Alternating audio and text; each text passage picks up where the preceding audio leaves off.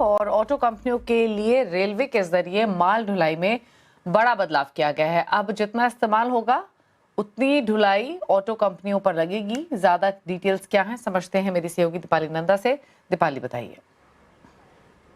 बिल्कुल, अगर railway freight की बात करें तो हम सब जानते हैं कि जो ब्रेड एंड बटर है वो रेलवे का फ्रेट से ही आता है और पिछले कुछ वक्त से हम लगातार देख रहे हैं कि अलग अलग सेक्टर्स के लिए यूनिफॉर्मिटी लाने के लिए पॉलिसीज़ में बदलाव किया जा रहा है। कुछ वक्त पहले हमने सीमेंट सेक्टर के लिए पॉलिसी को रैशनलाइज होते हुए देखा था और अब जो बड़ी जानकारी है वो ऑटोमोबाइल सेक्टर के लिए है। ऑटो कंपनियों के लिए जो फ्रेट पॉलिसी है उसमें काफ़ी सारे चेंजेस रेलवे की तरफ से किए गए हैं और कोशिश की गई है कि उसे एक रैशनलाइज करके यूनिफॉर्मिटी लाई जाए। क्या कुछ बदलाव किया गया है, जिस तरह से आपने भी जिक्र किया कि एक नया फॉर्मूला ऑटो सेक्टर के लिए इजाद किया गया है जिसमें पर वैगन पर किलोमीटर को शामिल किया गया है। इसका मतलब साफ है कि अगर कंपनियां जितना इस्तेमाल करेंगी उतना ही भुगतान उन्हें करना होगा। इतना ही नहीं, जो अतिरिक्त चार्जेस लगाए जाते थे रेलवे की तरफ से फ्रेट पर, खासतौर पर ऑटो कंपनियों पर, चाहे वो बिजी सीजन का सरचार्ज हो, डेवलपमेंट चार्ज हो, इसको भी पूरी तरह से हटा दिया गया है। मतलब साफ है कि जीएसटी के अलावा अब कोई भी अतिरिक्त चार्ज ऑटो कंपनियों को रेलवे फ्रेट के लिए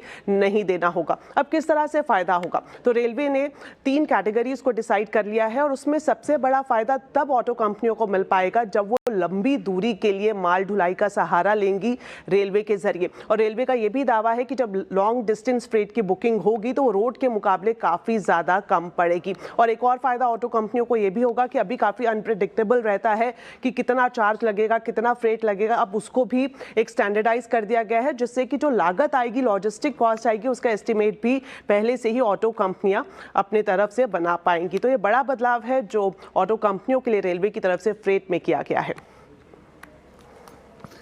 शुक्रिया आपका दीपाली नंदा ये डिटेल्स बताने के लिए। लेकिन ऑटो स्टॉक्स आज ऑलरेडी कमजोर हैं और कुछ स्टॉक्स पर राय ले लेते हैं। रूपक, पहले तो अशोक लीलैंड पर राय दीजिए। एक स्ट्रॉन्ग मूवर रहा है ये कंसिस्टेंटली और जो प्रॉफिट टेकिंग देखने को मिल रही है, क्या ये और इंटेंसिफाई हो सकती है? क्या व्यू है, डिप्स पर लेंगे या और नीचे जाने की पॉसिबिलिटी है? मुझे लगता है प्रॉफिट टेकिंग इंटेंसिफाई हो सकता है क्योंकि रिसेंटली जो कल जो ब्रेकआउट दिया था 50 एमए के ऊपर वो फेलियर होते हुए दिख रहा है। तो यहाँ से एक्सटेंड होगा, हो सकता है करेक्शन टुवर्ड्स 164 162 और हायर एंड पे रेजिस्टेंस प्लेस्ड रहेगा 176 पे। जब तक 176 के नीचे रहेगा तब तक सेलिंग प्रेशर रहेगा स्टॉक के अंदर। ओके।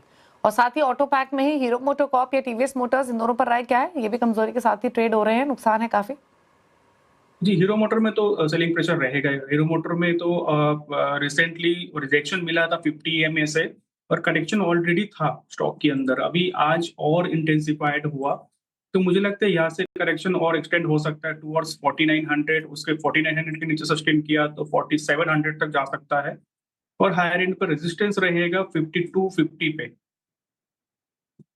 ओके, तो हीरो मोटोकॉर्प नीचे जा सकता है और 3% नीचे ऑलरेडी है, दिन के लोअर लेवल्स पर ही कर रहा है ट्रेड आज के सेशन में। अच्छा,